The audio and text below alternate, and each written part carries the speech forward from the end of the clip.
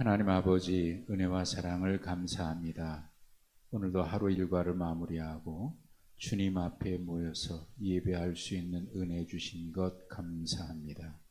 분주했던 하루 일과 마무리하고 우리의 마음 가다듬어 주님 앞에 잠잠히 엎드려 있사오니 하나님, 오늘도 우리의 마음을 붙들어 주시고 또 주의 말씀으로 우리를 붙잡아 주시고 새롭게 하시고 치유하여 주시옵소서.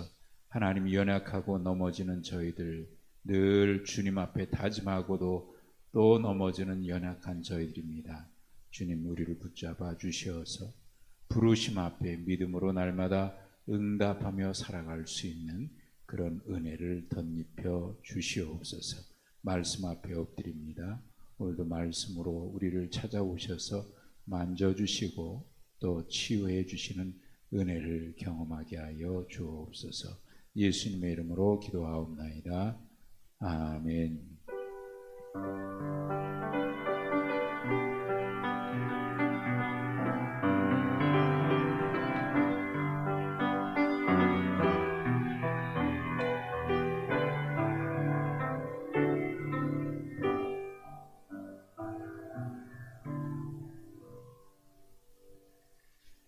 로마서 1장 1절부터 7절입니다.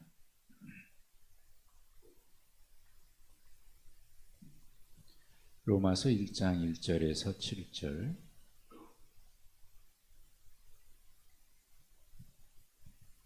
한 절씩 교독하겠습니다. 예수 그리스도의 종 바울은 사도로 부르심을 받아 하나님의 복음을 위하여 택정합을 입었으니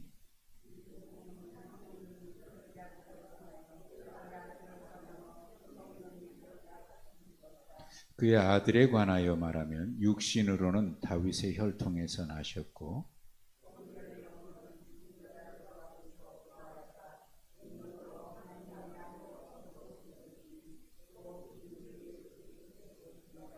그로 말미암아 우리가 은혜와 사도의 직분을 받아 그의 이름을 위하여 모든 이방인 중에서 믿어 순종하게 하나니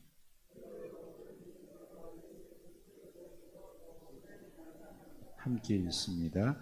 로마에서 하나님의 사랑하심을 받고 성도로 부르심을 받은 모든 자에게 하나님 우리 아버지와 주 예수 그리스도로부터 은혜와 평강이 있기를 원하노라.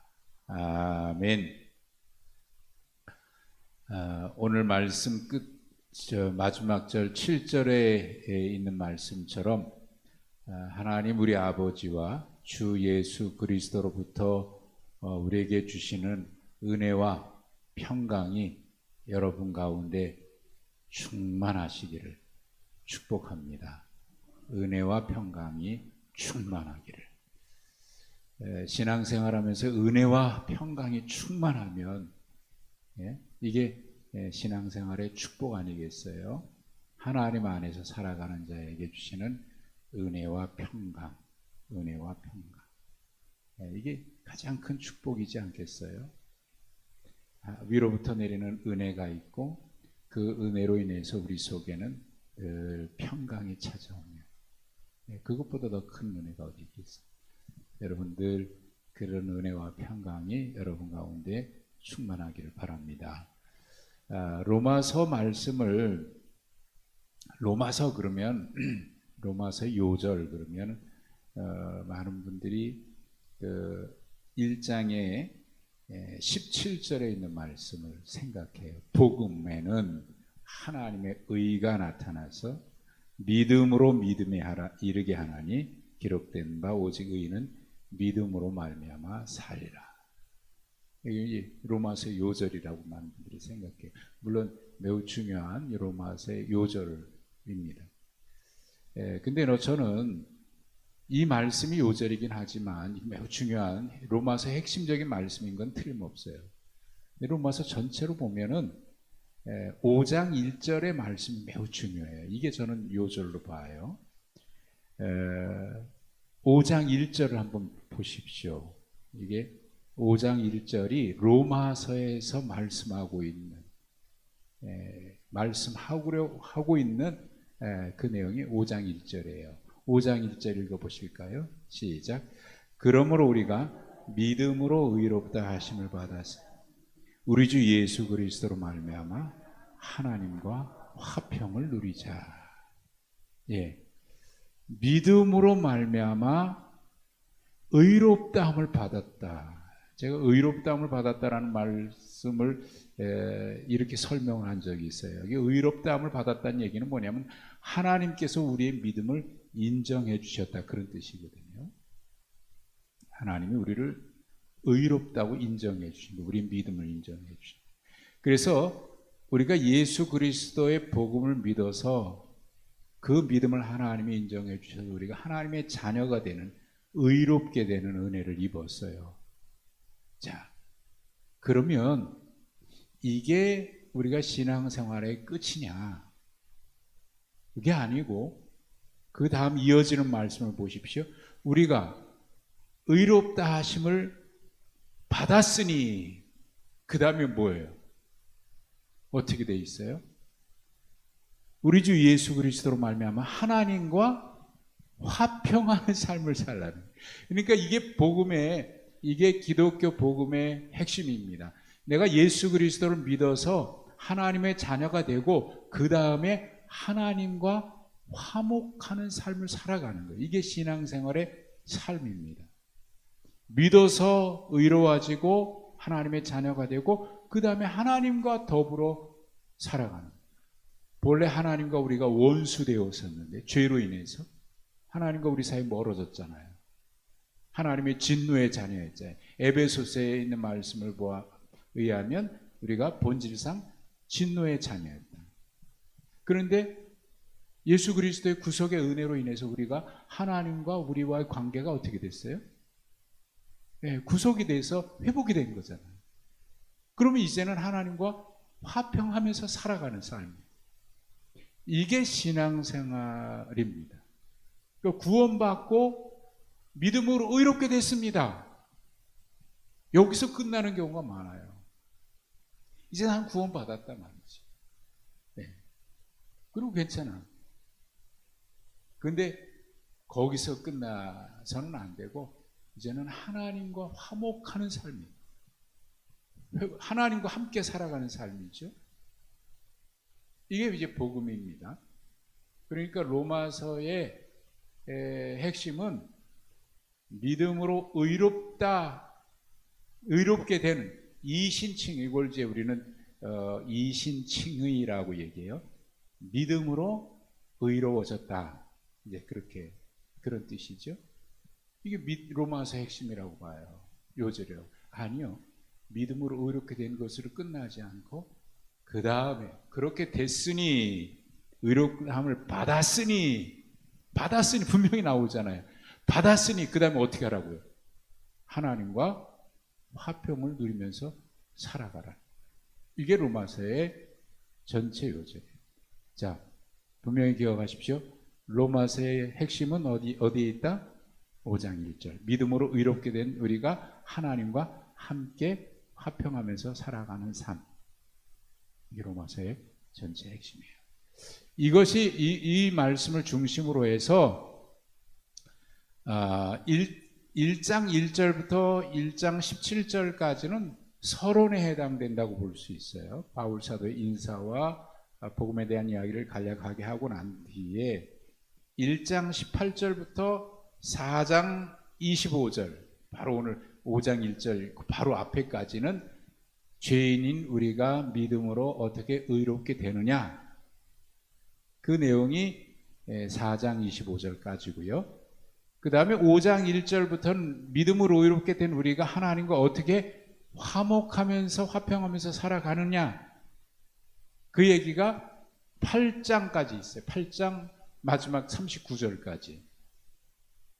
그리고 9장부터 11장까지는 유대인의 이야기가 나오는데요. 유대인들이 그 하나님께서 그를 선택하셔서 하나님의 자녀되게 해주는데 그들이 순종하지 못해서 하나님과 더불어 화평한 삶을 살지 못했던 이유를 9장, 10장, 11장에 걸쳐서 유대인들의 예를 들어서 이야기를 하고 있습니다. 그리고 12장부터 마지막 16장까지는 우리가 하나님과 화평하는 삶을 어떻게 살아가야 될 것이냐에 대한 구체적인 이야기가 12장부터 마지막까지.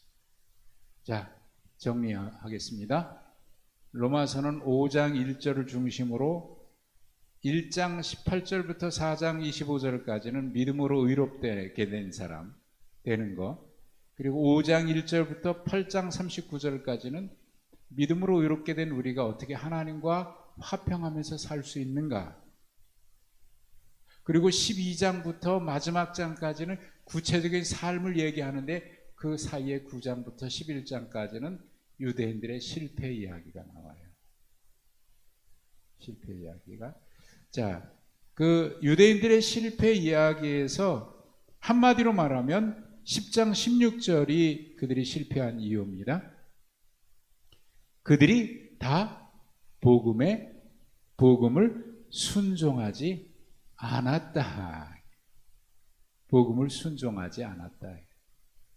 이게 그들이 선택받아, 자기들은 선민이라고 생각하고 선택받았다고 생각하고 우리는 하나님의 자녀다, 아브라함의 자녀다, 이제 그렇게 자랑하지만 결국 실패한 이유가 뭐예요? 그 복음에 순종하지 않았다는 거예요. 이게 이제 9장부터 11장 사이에요. 자, 로마서가 지금 1장부터 16장까지인데 머릿속에 한눈으로 이제 그려집니까?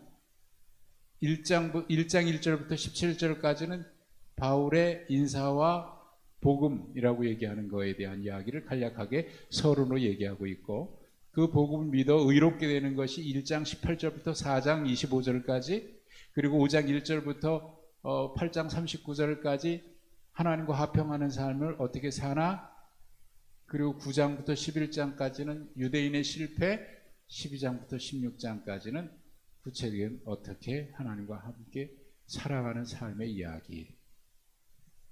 정리가 됐죠? 자, 정리가 됐어요. 그런데 여러분, 로마서 그러면 많은 분들이 이렇게 생각해요. 아, 믿음으로 의롭게 됐습니다. 믿음으로 구원받는 겁니다. 그 이야기라고 얘기를 해요. 근데 로마서를 다시 보면서 저도 맨 처음에는 그렇게 막연하게 그렇게 생각을 했어요.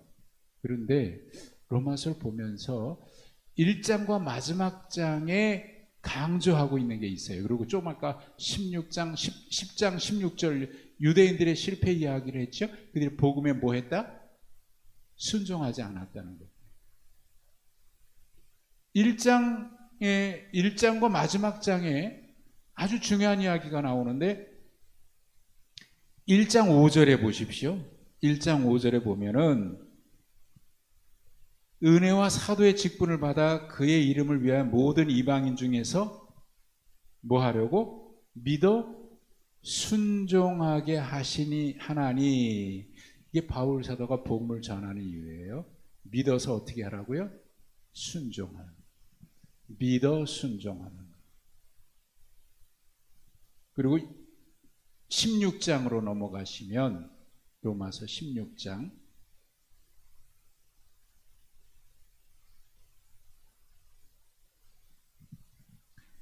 16장 26절 마지막 절 바로 앞에 25절부터 한번 보실까요? 나의 복음과 예수 그리스도를 전파함은 영세전부터 감춰졌다가 이제는 나타내신 바 되었으며 영원하신 하나님의 명을 따라 선지자들의 글로 말미암아 모든 민족이 믿어 순종하게 하시려고. 믿어 순종하게 하시려고. 자, 그러니까요, 로마서에는 복음 이야기를 하는데, 복음을 믿어서 구원이 아니라 믿어서 순종하게 하는 것까지를 그게 믿음이라고 얘기를 해요. 그러니까 이 얘기는 우리가 지금까지 많은 분들이 이런 오해를, 구원은 믿음으로 받지 행함으로 받는 겁니까? 이렇게 얘기를 해요. 근데 여기는 믿음과 행함 뭐 그런 문제를 얘기하는 게 아니에요. 믿음 자체가 순종하는 것까지, 이게 전체가 믿음인 거지. 믿고 순종하는 것. 예. 믿음 따로 순종 따로가 아니에요. 이거는 행함으로 구원받는다 그런 이야기가 아닙니다. 믿는다 그러는데 하나님의 말씀 복음에 순종하지 않는 것을 우리가 믿는다고 얘기할 수 있을까요?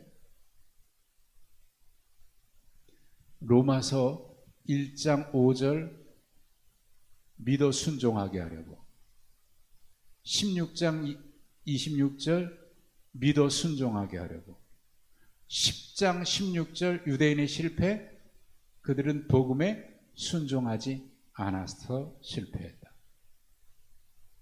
이 로마서는 처음부터 끝까지, 시작부터 마지막까지 복음을 믿어 순종하는 거예요. 하나님 믿어서 의롭게 돼서 하나님과 함께 화목하면서 살아가는 삶, 이게 결국 순종의 삶인 겁니다. 자, 로마서 한눈으로 한 페이지로 정리가 됐어요. 1장부터 16장까지 정리가 됐죠? 그 내용에서 이제 우리가 좀 더 구체적으로 이제 보는데, 바울 사도가 오늘 로마서를 시작하면서 이렇게 시작을 해요. 예수 그리스도의 종 바울은, 예수 그리스도의 종 바울은, 자기를 소개하면서 로마에 있는 교인들에게, 로마에 있는 기독교인들에게 지금 얘기하는 겁니다. 예수 그리스도의 종 바울, 여기 종이라 그랬는데 사실 여러분 종 그러면 무슨 생각이 들어요? 우리가 하나님의 종 그러니까 종 그러면 좀 높이는 말로 생각하는 경향이 있는 것 같아요. 하나님의 종입니다. 하나님의 종. 높이는 말. 종은 높이는 말이 아니에요. 하나님의 종. 하나님의 종, 당신의 종을 우리가 어떻게, 여러분, 이건 높이는 말이 아닙니다. 사도 바울이 그리스도의 종이라 그럴 때 이 종은 높이는 말이 아니에요. 여기 종이라고 표현되어 있지만 정확하게 말하면 노예라는 말이에요. 노예. 그러니까 종은요, 종놈인 거예요. 높이는 말이 아니에요. 하나님의 종님이 아니에요. 높이는 말이 아니에요. 이거는 그런 존칭어가 아닙니다. 오해되는 것 같은데, 종은 결코 높아질 수 없습니다. 종은 낮아질 때 비로소 하나님이 높여주시는 거지. 내가 종이야. 여기 바울이 자기 자신을 소개할 때 예수 그리스도의 종이라고 했어요. 노예라고 그랬어요. 왜 이렇게 소개할까? 그 당시에 로마 사회에는요, 인구의 많게 보는 사람들은요, 로마 시민의 4분의 1이 종이라 그러거든요. 근데 많게 보는 사람은 그 당시에 로마 시민의 반, 50%가 종이라고 해요. 그 당시의 기록에 4분의 1에서 많게는 반. 그러니까 반은 종이에요. 반은 다 노예예요. 그러니까 노예라고 하는 것이, 로마서 16장에 보면 그 바울 사도가 로마에 있는 교인들의 이름을 많이 이야기하는데, 그 중에는 해방된 노예들의 이름이 많이 언급이 된다고 그래요. 그러니까 그 당시의 사회에 많은 사람들이 노예였어요. 종이었어요. 근데 바울 사도는 자기 자신을 노예라고 얘기해요. 종이라고 얘기해요. 내가 보면은 뒤에는 사도가 나오죠. 종이면서 사도다. 종은 신분을 얘기하는 거고 사도는 직분을 얘기하는 겁니다. 그런데 내가 그리스도의 사도다라고 얘기하지 않고 종이다라고 노예다라는 얘기를 먼저 합니다. 왜 그럴까요? 왜 이야기를 먼저 할까? 그 당시 사회가, 그리고 로마 교회에 많은 사람들이 노예였다가 해방된 사람들이 많아요. 그리고 아직도 노예인 사람들이 많아요. 그들에게 내가 이런 사람이다가 아니라 나도 너희와 같이 종이다. 근데 이렇게 얘기할 때 사람들이 바울 사도에 대해서 어떤 생각을 가지고 있냐면, 바울은 그 당시에 굉장히 알려진 사람이거든요. 산헤드린 공예고 사도 그 바리새인 중에 바리새인이고, 뭐 빌립보서에 막 그런 얘기하잖아요. 그리고 정확하게 말하면 사두개인 중에 사두개인이고요. 굉장히 유망한, 그 지금으로 말하면요, 금수저에 해당되는 사람. 산헤드린 공회에서도 인정받는 사람이에요. 학식에 있어서나 모든 면에서 뛰어난 사람. 그러니까 바울은 알려진 사람이거든요. 근데 그런 사람이 자기 자신을 가리켜서 뭐라고 얘기하냐면, 내가 이런 사람이니까 너희들에게 가르친다, 뭐 이런 얘기하는 게 아닙니다. 나도 종입니다. 그러면 그 복음을 이 이야기를 듣는 사람들이 어떤 마음입니까? 어떻게 보면 동질감 같은 걸 느낄 수 있을 것 같아요. 그래, 좀 친근감 같은. 내가 가르치는 사람이야. 너희들 까불지 마라. 내 지위가 어떤데 알아? 이렇게 자기를 이렇게 높이고 다른 사람들을 내려다보는 게 아니고, 예수님께서도 빌립보서에 말씀하죠. 본래 하나님과 본체셨으나 하나님과 동등됨을 여기지 아니하시고 친히 사람의 몸, 죄인된 몸으로, 종의 몸으로 우리 가운데 오셨다고 얘기하죠. 이게 복음이거든요. 하나님이 우리 가운데 오신 거예요. 그런데 바울 사도가 내가 너희가 알듯이 내가 이렇게 높은 사람인데 이런 게 아니거든요. 본래 그런 사람이었지요. 근데 이렇게 바뀐 거예요. 뭐 때문에 바뀌었을까요? 이게 복음 때문에 바뀐 거죠. 예수 그리스도를 만났으니까 바뀐 거죠. 예수 그리스도를 제대로 만나면 내가 지위가 어떻고 성공했고 뭐 배운 지식이 어떻고 이거 아무런 쓸모 없는 거죠. 그게 뭐가 중요하겠어요? 좀 내가 남들보다 뭐 성공했다? 아니, 성공했으면 얼마나 성공했어요? 하나님 나라에서도 그럴까요? 바울 사도는 자기를 노예라고 얘기해요. 사람들은 알거든요. 저 사람이 그러면 누구의 노예지? 바울은 노예가 아니에요. 사람들이 알아요. 그가 어떤 사람인지. 그런데 그가 노예라고 얘기하니까 그러면 누구의 노예라는 얘기인가? 저런 사람이 노예라고 하면 주인이 있다는 얘기인데 저 사람의 주인은 누구냐? 바울이 얘기합니다. 그리스도다. 그리스도. 그분이 누군데? 그분이 누군데? 그러지 않겠습니까? 아니, 도대체 당신 같은 사람이 그분의 종이라고 하면 그 주인이 도대체 누구십니까? 그게 누구다? 1절에 그리스도의 종이다. 그리스도. 그럼 그분이 누구십니까? 그게 2절부터 4절까지 나오죠. 2절부터 4절까지. 하나님의 선지자들부터 미리 예언하셨던, 약속하셨던 그분. 육신으로 보면 다윗의 혈통에 났고 성결의 영으로는 죽은 자 가운데 부활해서 하나님의 아들로 선포되었다. 그렇게 부활하심으로 해서 하나님의 아들인 것이 사람들에게 보여진 거죠. 그분이다, 그분. 저 사람이 어떤 사람인 줄 아는데, 그런데 그가 달라졌거든. 자기 스스로 노예라고 얘기하고 자기 스스로 종이라고 얘기하고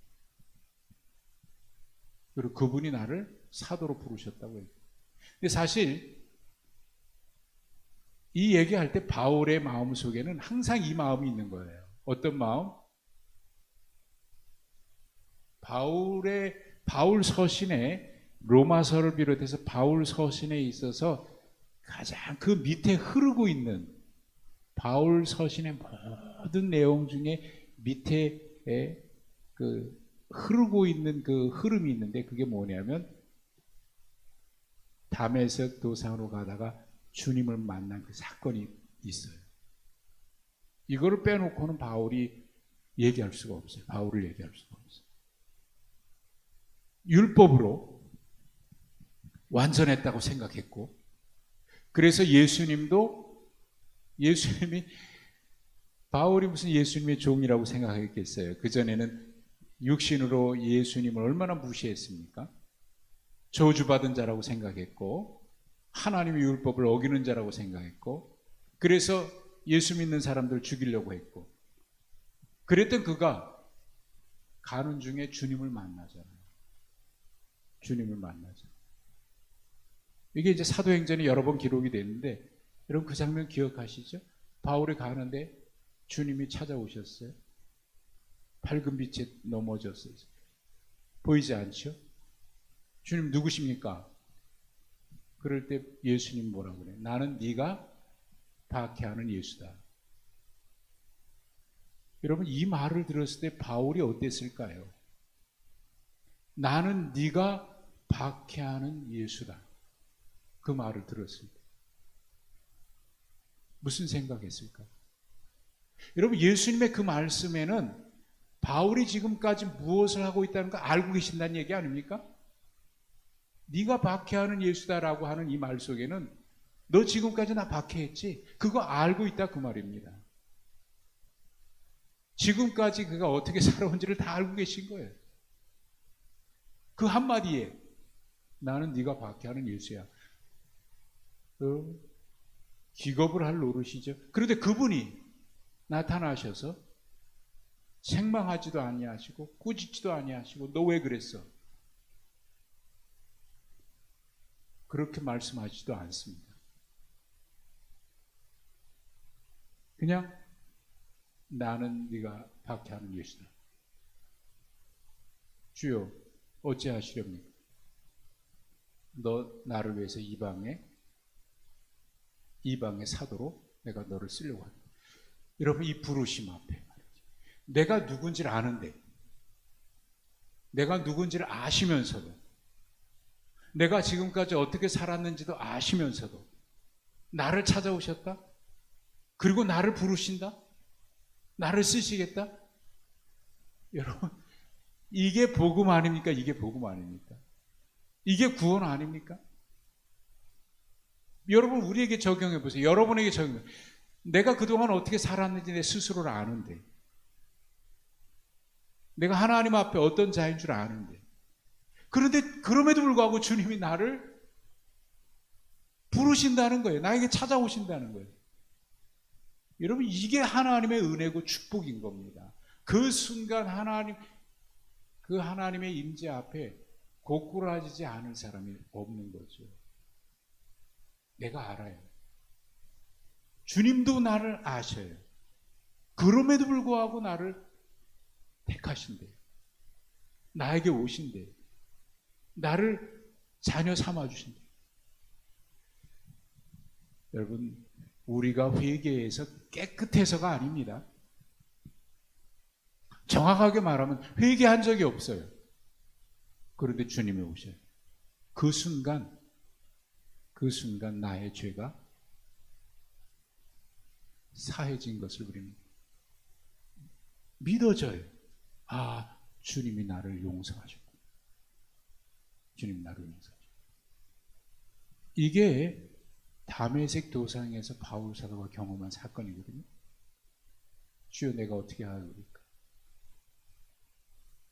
내가 너를, 그게 여기서 사도로 부르심을 받았다. 나를 증거. 그래서 그 뒤에 보시면은 5절에 이렇게 말해요. 그로 말미암아 우리가 은혜와 사도의 직분을 받아. 은혜와 사도의 직분을 받아. 여러분, 우리가 무슨 직분을 받았다? 그 전에 뭐가 먼저 있는 거냐면 은혜가 먼저 있는 거예요. 은혜를 부어 주시니까 은혜가 있었기에 우리가 부름 받은 거고, 은혜가 있었기에 우리가 직분을 받은 거지. 내가 그만한 자격이 있어서가 아닌 겁니다. 내가 죄를 완전히 회개했기 때문에 구원해 주신 게 아니에요. 언제나 하나님의 역사는 하나님이 먼저 행하죠. 내가 했기 때문에가 아니에요. 그걸 깨닫고 날 때 바울 사도처럼 하나님 앞에 그죠? 믿어 순종하는 거지. 나를 부르셨으니까. 그 찬양 있잖아요. 나를 부르시니가 하나님. 나를 지으시니가 하나님. 나를 보내시니도 하나님. 나의 나 된 것은 오로지 주님의 은혜다. 은혜죠, 은혜.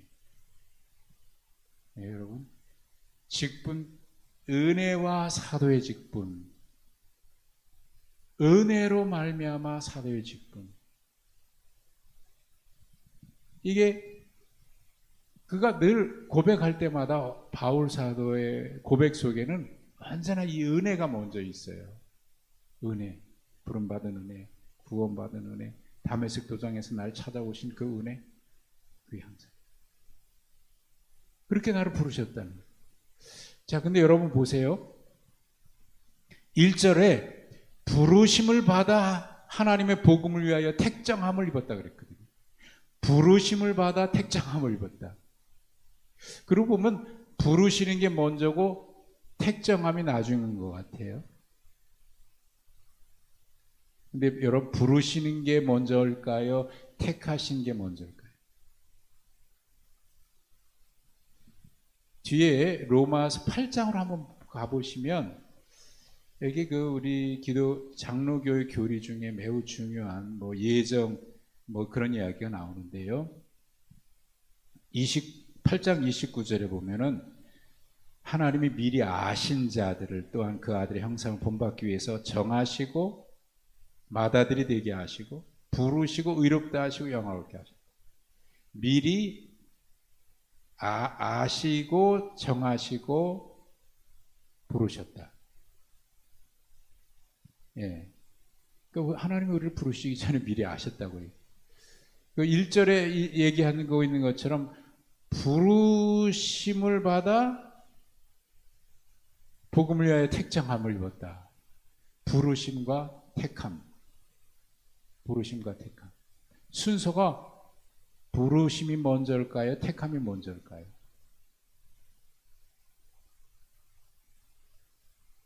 헷갈립니까? 하나님이 우리를 택하신 게 먼저예요, 사실. 근데 이건 또 순서로 그렇게 꼭 얘기하기는 어려워요.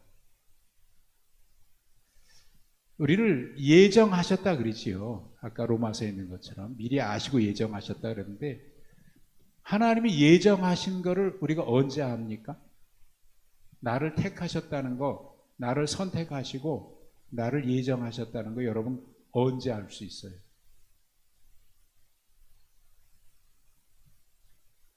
나를 부르실 때 알 수 있어요. 하나님이 나를 부르실 때, 하나님이 나를 먼저 하셨구나. 부르심이 먼저가 아니에요. 하나님이 택하시고 부르시는 거예요. 그런데 택하신 건 우리는 몰라요. 하나님이 택하셨는지 안 택하셨는지 어떻게 압니까?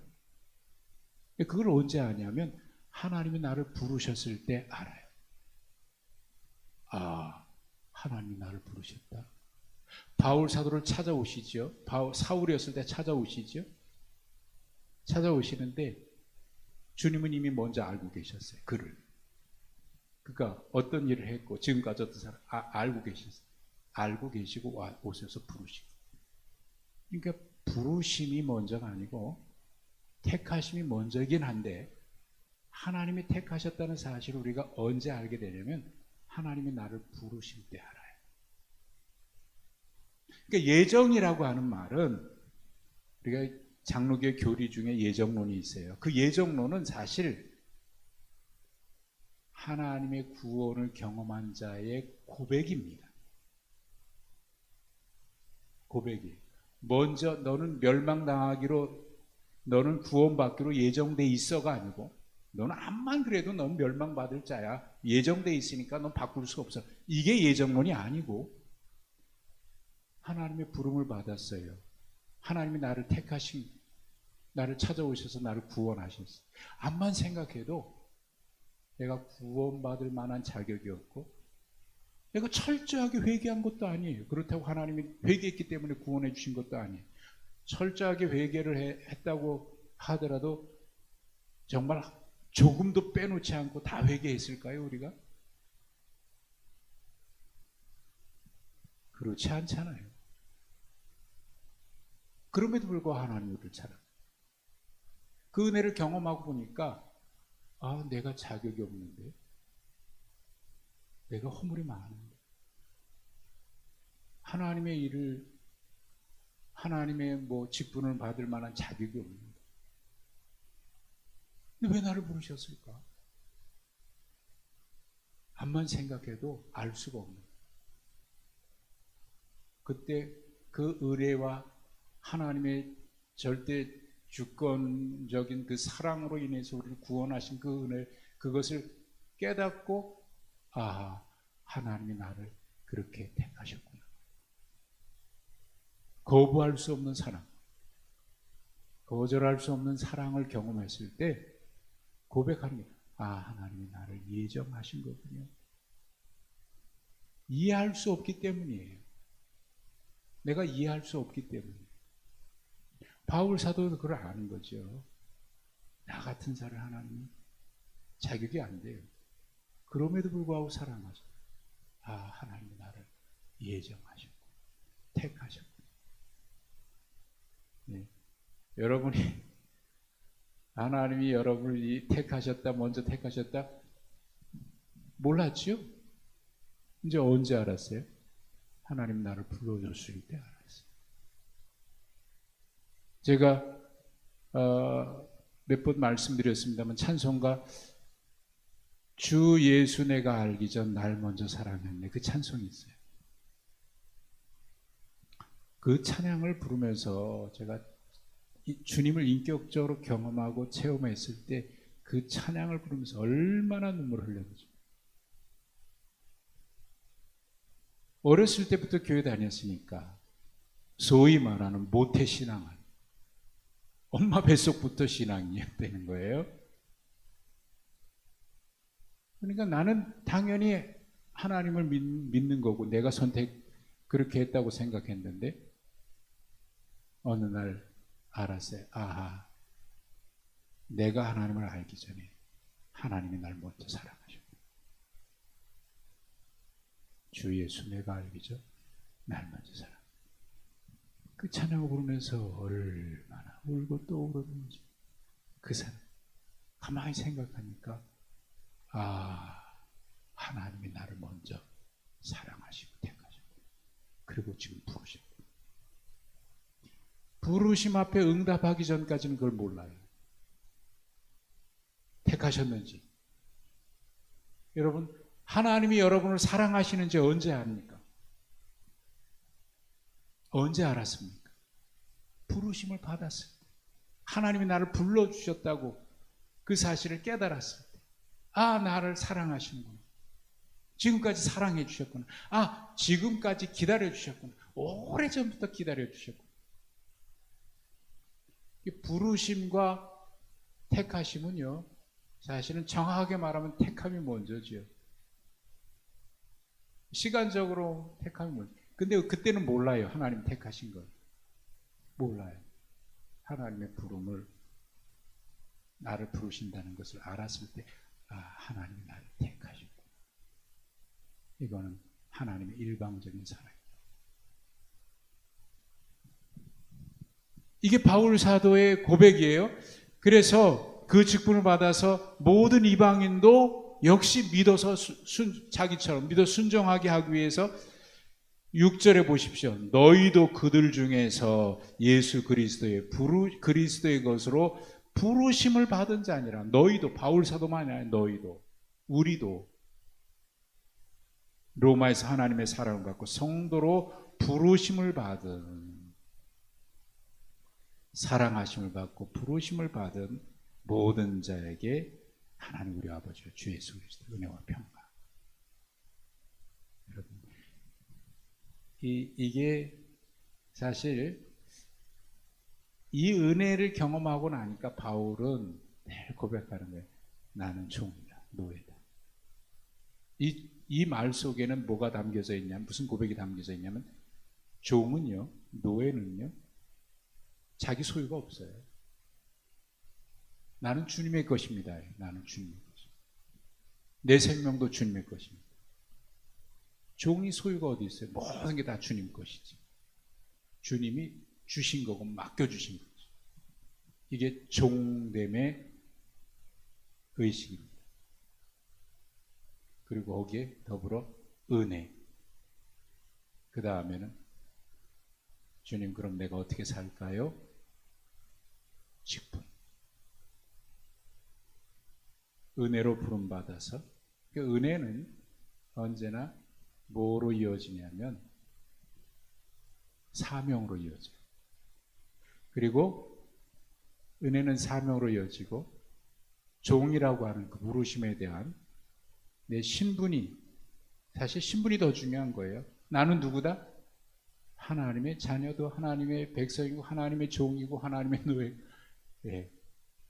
그 다음에 직분. 그러면 내가 무엇을 할까요? 당연해요. 내가 누구라고 하는 게 분명해지면 그 다음에는 주님께서 무엇을 원하시는지, 이게 직분이잖아요. 사역이잖아요. 그건 당연히 따라오는 거예요. 내가 누군다고 하는 걸 알면. 그러니까 이게 바울 사도가 내가 종이다라고 하는 얘기 먼저, 은혜를 먼저 얘기한 거고, 부르심에 대한 이야기를 계속. 여러분, 우리가 다 이 바울의 고백, 바울 사도의 이 고백이요, 이게 다 우리의 고백 아닙니까?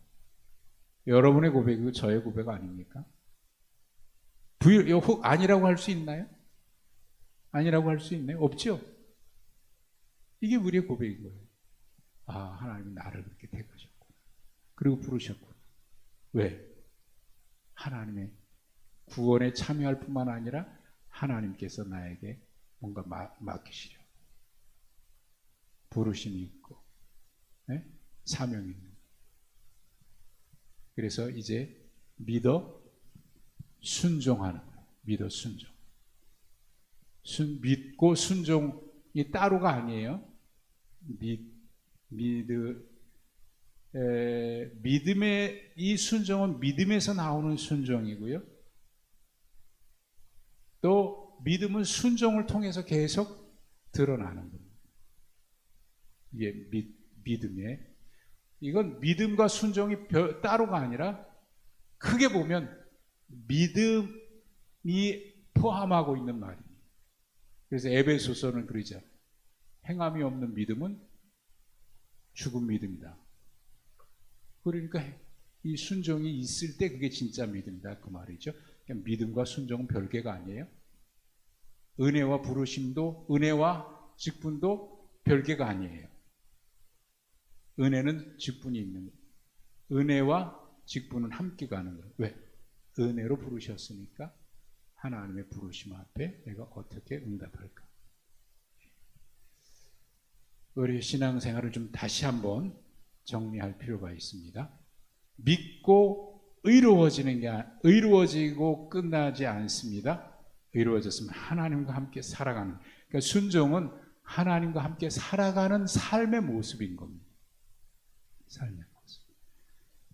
오늘도 그 구원의 은혜와 감격 속에서 우리의 신앙이 늘 그렇게 기쁘고 즐겁고 행복하게 하나님과 함께 살아가는, 동행해 하나님과 더불어 살아가는 화평하면서 살아가는 그런 행복한 삶이 되시기를 바랍니다. 신앙생활은 그래서 즐겁고 행복하고 복된 거예요. 우리는 그 복을 누리고 있습니다. 기도하겠습니다. 하나님 아버지 감사합니다. 우리에게 이런 놀라운 은혜의 자리로 불러주셔서 감사합니다. 나의 나 된 것은 아버지 오직 하나님의 은혜라고 고백했던 바울의 고백이 우리의 고백입니다. 은혜로 부르심을 받아서 하나님께서 우리에게 직분을 맡겨주셨습니다. 믿어 순종하게 하려고, 아니 믿어 순종함으로 하나님과 더불어 화평하면서 행복하고 은혜와 평안한 가운데 살아가도록 우리를 부르셨습니다. 늘 부르심 앞에, 은혜로 부르신 그 부르심 앞에 기쁨으로 응답하며 살아가는 순종이 있게 하여 주옵소서. 예수님의 이름으로 기도하옵나이다. 아멘.